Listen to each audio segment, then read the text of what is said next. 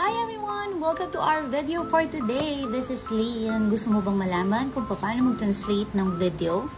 Well, kung gusto mong malaman, tapusin mo ang video na ito. First and foremost is kailangan mo lang pumunta sa Rask AI.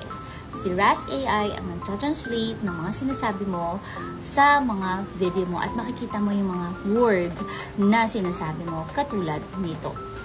¿Qué pasa si no vendes tu negocio? Número 1. Si no promociona su negocio, es probable que tenga dificultades. Step 1, getting started with AI is kailangan you have to visit the official website ng Rask AI app.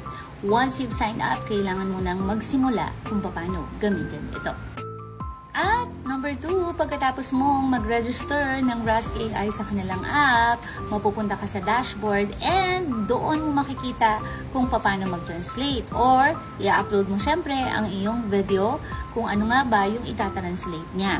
So, kailangan maging familiarize ka din sa sarili mo yung sa mga layout of the dashboard bago mo ito gawin. Number 3, it's time to create your projects to start using your Rask AI tool. So, kailangan mo mag-create ng new project. I-click mo lang yung button na yon sa dashboard and give your project a name. Kung ano nga ba yung pangalan ng project na gagawin mo at itatranslate ni Rask AI.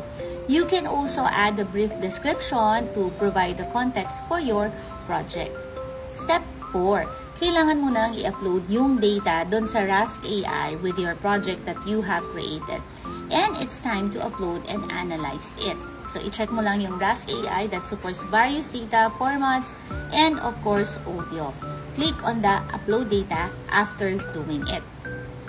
Step 5, kailangan you have to let Rask AI analyze your data. Kapag na-analyze na yon ni Rask AI, so yung advanced AI algorithms niya, gagamitin niya yon. So, depende to sa size, depende rin to sa complexity ng gagawin mong data.